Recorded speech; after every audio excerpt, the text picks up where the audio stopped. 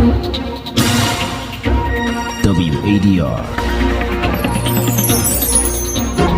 promoting dialogue. It's 6 p.m. in Dakar, 7 p.m. in Abuja. Good evening and welcome to the third edition of Newslink here on West Africa Democracy Radio, broadcasting on 94.9 FM and around the world on wadr.org. In the news, calm returns to Lomé and other regional capitals in Togo on day 2 of nationwide protests. The African Court of Human and People's Rights rejects petition from Gbagbo and Soro over their ineligibility status in the October election. Gambians react as the country ranks the 4th most peaceful country in Africa, first in the ECOWAS region. We are still alert. We are still aware that there are dangers, particularly misinformation and disinformation, and we are taking measures and work with all stakeholders to ensure that we identify and counter. And on international scene, the Democratic Republic of Congo and Rwanda signed a peace deal to end hostilities. But today is an important step in that direction, and we're grateful to be able to host it here at the Department of State. And just thinking, we think sometimes about peace. It's not just about ending wars. It's not just about saving lives. It's about allowing people to live. It's about allowing people to now have dreams and hopes for a better life, for prosperity. Please stay tuned for details of these stories and more. Here is Abdullahi Hassan with Newslink. Many thanks for joining us on this edition of Newslink. On Friday, normalcy seemed to have returned to Lomé and other regional capitals of Togo, where violence erupted on Thursday during the nationwide protest by youth. Mobilized via social networks, the demonstration received massive support from political groups, associations and civil society. On day 1 of the rally, police clashed with protesters in certain districts, and according to eyewitnesses, there were massive arrests. WADR's Sylvie Ouedraogo says debris of burnt tires from Thursday's violence were seen on major and connecting roads in the capital city, where protesters had erected barricades. The protest, scheduled for June 26, 27 and 28, continues tomorrow, Saturday, despite the government ban on demonstrations since 2022. The protesters, including young people, opposition political parties and civil society organizations, are demanding the resignation of Foya Tingbe, president of the National Council of Ministers. In the meantime, Togo remains calm. In Côte d'Ivoire, political activities are evolving rapidly months before the October presidential elections. Opposition political coalitions are emerging to defeat the ruling party of President Alassane Ouattara, while disqualified candidates seek legal action for their ineligibility. Former President Laurent Gbagbo and former President of the National Assembly, Guillaume Soro, both candidates in the upcoming ballot, had their names removed from the electoral roll. Their petition to the African Court on Human and People's Rights to order Côte d'Ivoire to overturn the ban imposed on them was rejected. Christopher Ticho completes the story. Gbagbo and Soro's petition, filed since 2020, was rejected on Thursday by the African Apex Court.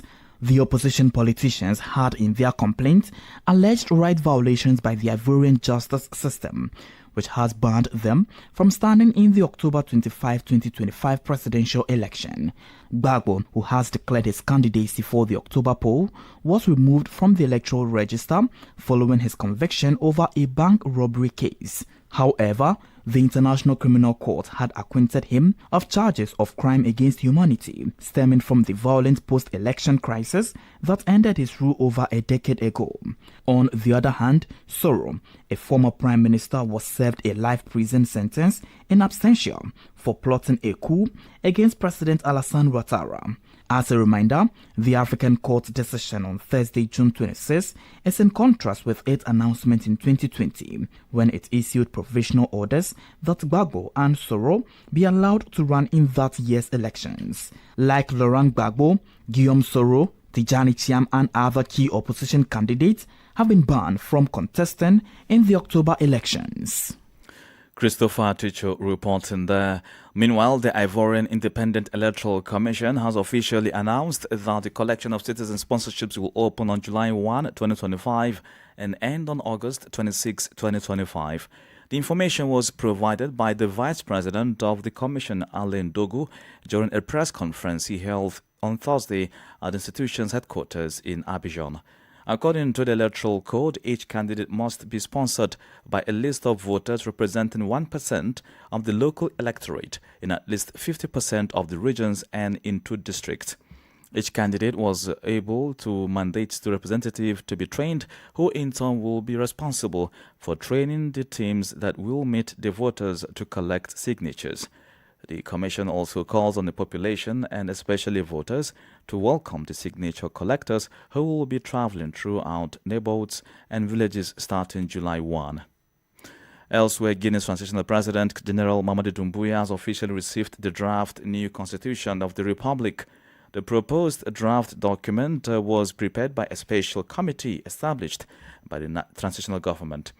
Guineans are expected to vote in a referendum this September to decide whether or not to adopt the proposed constitution. Augustine Colley tells us more.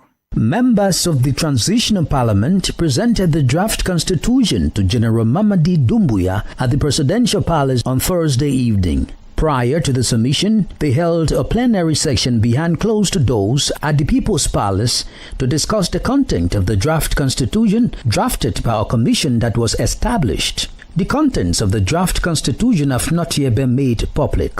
Once approved by the presidency, a campaign to popularize the text will be carried out until the referendum date of September 21.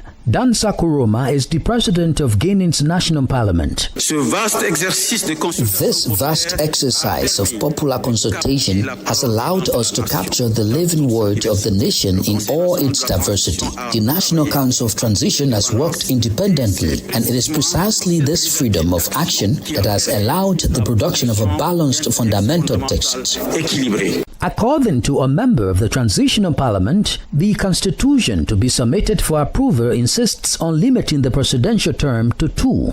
The major change is the increase in the presidential term from 5 to 7 years. However, it is difficult to know at this time whether the text will allow the military in power to be candidates in the presidential election scheduled for the end of 2025. It should be noted that journalists were not invited to the ceremony where the draft constitution was presented to General Mamadi Doumbouya. Those in attendance were the government representatives, religious leaders, and ambassadors accredited to Guinea. Leaders of opposition political parties had decided to boycott the ceremony. They denounced the transitional authorities' desire to remain in power. A report by WADR's Conakry correspondent, Cheno Alfa Ibrahima Balde, and voiced in our studios by Augustine Colley. More stories coming up on West Africa Democracy Radio. Newslink continues. As a reminder, we stream live on wadr.org. We are on YouTube and Facebook. Senegalese Prime Minister Ousmane Sonko met with Chinese President Xi Jinping in Beijing during his official visit tied to Davos Summer Forum. The meeting aimed to strengthen the Sino-Senegalese strategic partnership, particularly within the context of South-South cooperation. Their discussion built on the momentum from the 2024 Beijing summit of the Forum on China-Africa Cooperation. Xi Jinping emphasized deeper collaboration, especially through initiatives like the 10 Actions for China-Africa Partnership, targeting digital innovation, new energy investment, and cultural exchanges ahead of the 2026 China-Africa Year of People-to-People Exchanges. Sonko reaffirmed Senegal's support for the One China policy and praised the Asian giant for its respectful, non-dominant approach to international cooperation. It is encouragement from the President of the Republic. The relations between our two countries for a very long time are strong. They are founded above all on values we share as members of the Global South. What we appreciate above all is the nature of the cooperation that China maintains with our countries. That is, a collaboration based on respect for each other's values, rather than attempt to impose its own values on others. Senegalese Prime Minister Ousmane Sonko speaking there. Will bring you details from that meeting in our subsequent bulletins. Meanwhile, in a strategic move to strengthen social protection and ensure inclusive development, the European Union, in partnership with UNICEF and the International Labour Organization (ILO), has launched the Supporting Sustainable and Social Protection System in Nigeria, otherwise known as SUSI project. The rollout began on Wednesday in Makurdi, Benue State, marking a significant step forward, building resilient systems that serve every Nigerian, especially in times of crisis. Ichenu Sasetu reports. The initiative comes at a crucial time, just days after the deadly attack in Yelwata that claimed lives and forced over 3,000 people, including children, from their homes. With a €13 million investment, the EU-funded SUSI project is being implemented by UNICEF and the ILO in Benue, Abia, Oyo, Sokoto, and at the federal level. EU Ambassador to Nigeria and ECOWAS Gautier Mignot stated that the program aims to strengthen the country's ability to respond to shocks, reduce poverty, and ensure that vulnerable groups receive the support they need. We will be supporting the development of a state social protection policy and implementation framework. We'll be supporting the expansion and digitalization of the National Social Register. Before the meeting at the state government house, the SUSI team had paid a visit to displaced persons in Yelwata.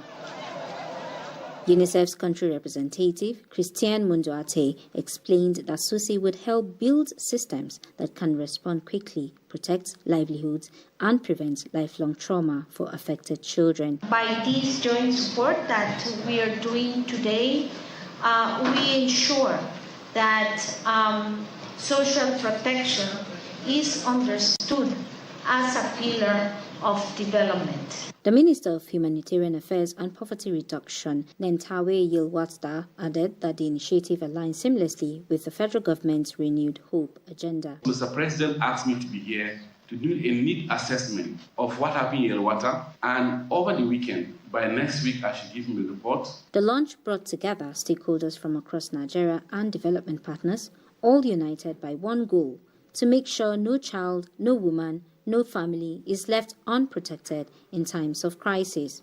For WADR, Ichenu Sasetu reporting. And just before the recap, let's take you to Ghana, where the Foreign Affairs Minister, Samuel Okudzeto-Ablakwa, says U.S. authorities have formally alerted the government to a possible visa ban due to rising cases of student visa overstays. Addressing a press briefing on Thursday, Ablakwa revealed that the United States has raised concerns after data showed that 21% of Ghanaian students who travel to the U.S. exceed their permitted stay well above the allowable threshold of 15% set by U.S. immigration authorities. Despite the warning, the minister expressed optimism that Ghana's long-standing diplomatic ties with the United States will help resolve the situation. He also urged all visa applicants to respect the terms of their visas for the U.S. and any other destination. Nadiri Tete has one following report. Speaking at a press briefing in Accra on Thursday, June 26, Ghana's Foreign Affairs Minister Samuel Okudzeto-Ablakwa referenced a Washington Post report that cited a U.S. government memo on the additional 36 countries flagged at a risk of a possible visa ban. According to Mr. Ablakwa, the U.S. government has now officially confirmed the report and formally raised concerns over the growing number. Students who go on government scholarship and also students who on their own apply to study in the United States of America. They have formally communicated to us that 21% is the default rate. 21% of students who have completed their courses have refused to return, according to US data. They have told us that the allowance, they will permit countries doing below 15%. But if you are doing above 15%, then you will be flagged for further action. The minister noted that government is already engaging U.S. officials to address the concerns and expressed confidence that Ghana's long-standing relations with the United States will help resolve the issue. Mr. Ablakwa added that Ghana remains in good standing with the U.S. on other fronts, including counter-terrorism efforts and the acceptance of deportees. He reveals that the U.S. recently informed Ghana of plans to deport 188 of its nationals under the Trump administration's immigration policy, a process to which Ghana is cooperating. More meetings are scheduled with the State Department and the White House, and we are quite optimistic that, considering our long-standing bilateral relations between Ghana and the United States of America, That should all be taken into consideration. The minister further urged Ghanaians, particularly students, to strictly comply with immigration rules when studying abroad, stressing that protecting Ghana's international reputation remains a top priority for government. For WADR, Nadidi Teti, Accra. You are listening to Newslink here on West Africa Democracy Radio, broadcasting on 94.9 FM Dakar and live online at wadr.org. Here's a reminder of our top stories. CAM returns to Lomé and other regional capitals in Togo on day 2 of nationwide protests. The African Court of Human and People's Rights rejects petition from Gbagbo and Soro over their ineligibility status in the October elections. Still ahead in the news, Gambians react as the country ranks the 4th most peaceful country in Africa and 1st in the ECOWAS region. The Democratic Republic of Congo, DRC, and Rwanda sign a peace deal to end hostilities. We also have the guest interview and sports news. Please stay with us. Fresh and breaking news all the time. Hear it first as the news breaks, only on West Africa Democracy Radio. Newslink continues. Many thanks for staying with us. The Gambia has been ranked the 4th most peaceful country in Africa and 55th globally in the 2025 Global Peace Index released by the Institute for Economics and Peace.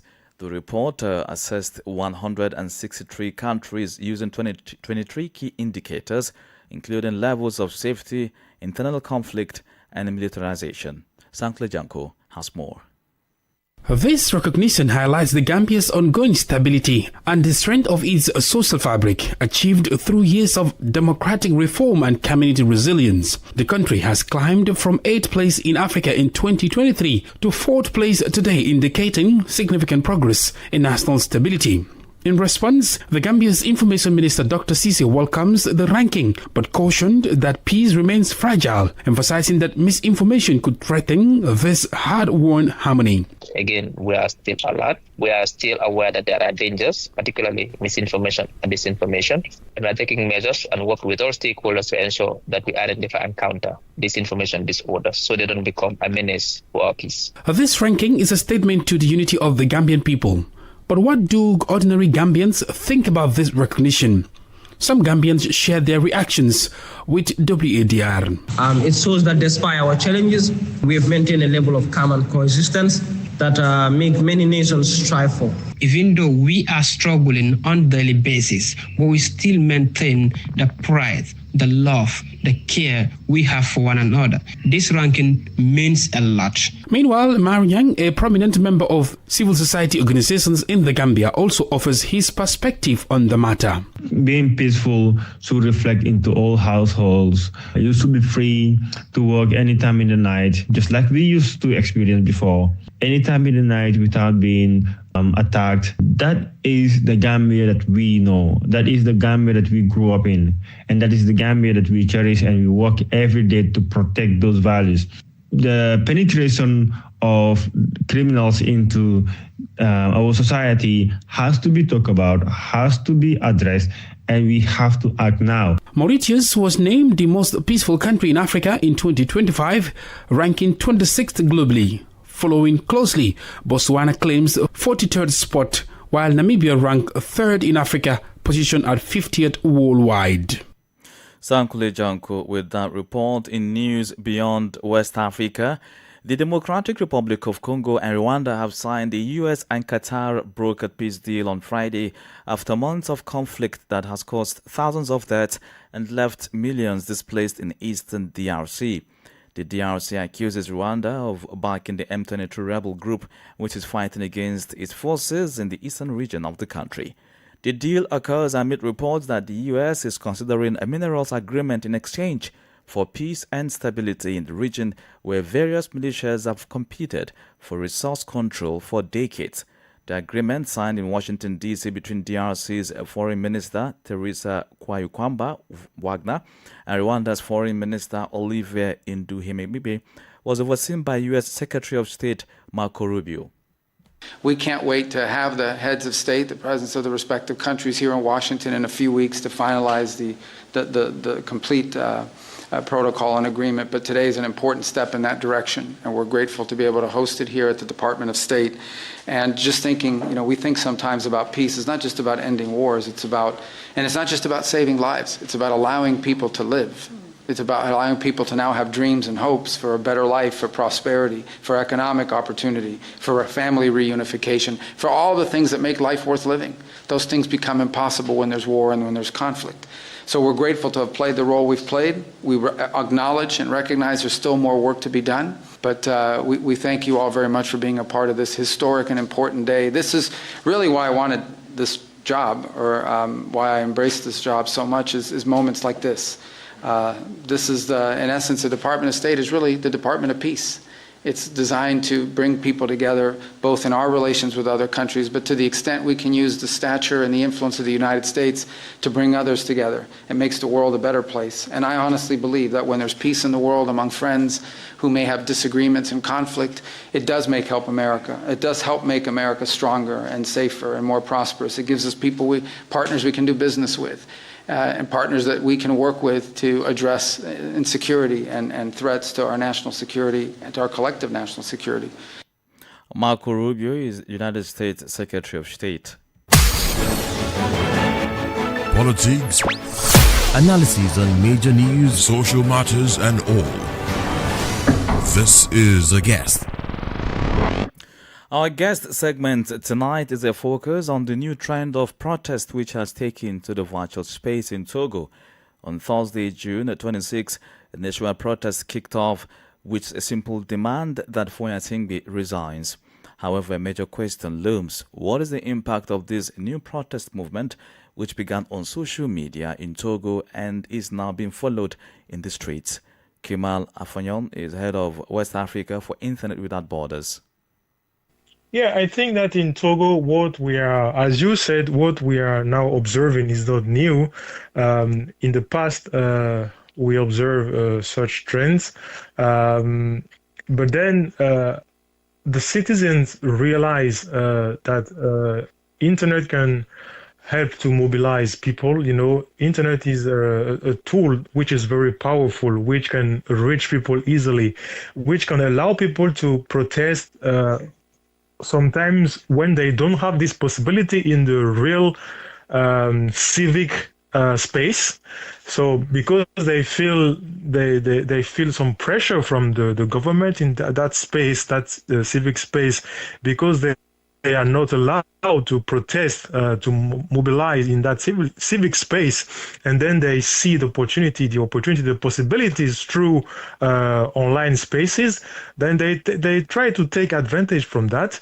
And that's how we see now people, protesting on platforms like Facebook, TikTok, X, and at the same time we see, authorities in Togo starting to think about a law that could reduce the possibilities that citizens have now to protest and organize themselves online, actually, to confront their leaders, actually, their politicians. When you said the social media today is a powerful tool, are you sure it's going to deliver that amount of impact that the Togolese citizens are calling for? Yes, I think that there's a real chance that the message could be delivered to the right audience at the right time. And that's why, the authorities in Togo are getting a bit afraid of what is actually happening. What we observe now is that, the government is now giving some... they are trying to give some license for influencers on the social network. So they decided to give those license to people who are managing communities, like big communities online, actually. So basically, if you are a so-called influencer now in Togo, you have to get this license. Otherwise, you can get penalized. You can be asked to pay a fine up to 500,000 francs CFA, or your account can be deleted, for example, which is a real problem. The government, through this license project, they announced that the idea was to fight disinformation, actually. So they said that there's a lot of fake news, people are attacking the government, so they spread a lot of fake news. But at the same time, you have now platforms like Meta or X who decided to not do any more fact check, for example. So they decided to let disinformation spread, and now they are trying to have some so they decided to let those information spread around, and in some areas, in some geographical areas, they are now trying to have some partnership with authorities. The voice of Kimal Afeyon, head of West Africa for Internet Without Borders. In the world of sports, world and Olympic champion Faith Kipyegon made history once again on Thursday, running the fastest women's mile ever in 4 hours, 6 minutes and 42 seconds during a specially arranged exhibition in Paris. Although the performance is not eligible for official record status, the Kenyan star eclipsed her own world record of 4 hours, 7 minutes and 64 seconds in 2023. The run took place at the same track where she previously set world records of over 1,500 meters and 5,000 meters respectively. In football, Chelsea forward Nicolas Jackson has been handed a 2-match suspension following his red card in the 3-1 Club World Cup loss to Flamengo. The Senegalese striker was sent off just 4 minutes after coming on for a start-up challenge. Initially banned for 1 game, FIFA extended the sanction for serious foul play, ruling him for Chelsea's round of 16 tie. It marks his second red card in 4 games and takes his tally to 10 cards this season. And that's it for sports news. That's how we conclude this edition of Newslink here on West Africa Democracy Radio, broadcasting from Dakar, Senegal. Thank you for listening, and many thanks to Mustafa Sek and Umu Daniogo for the technical support. Do interact with us via social media platforms, X, Instagram at WADR English, and on Facebook, WADR English Service. We also stream live at WADR.org. Coming up at the bottom of the hour is a replay of WADR's security program in the Sahel. I'm Abdullahi Hassan. Good evening. And many thanks to you for listening to Newslink via Hot 104.3 FM, Newmi FM 94.0, Hilltop Radio 104.7 FM, and Veritas Radio 102.9 in Banjul, the Gambia. We also appreciate our listeners in Liberia via Alternative Youth Radio 98.9 FM, Lofa County, Radio Kagama 94.5 FM, Nibe County, DCN Radio 91.3 FM, Riverside County, Wakat FM Radio, Baga, Liberia, Radio Gulf FM 91.3 Sierra Leone. For you listening via Radio Pad 95.1 Damango, Savannah region, and on Royals FM 104.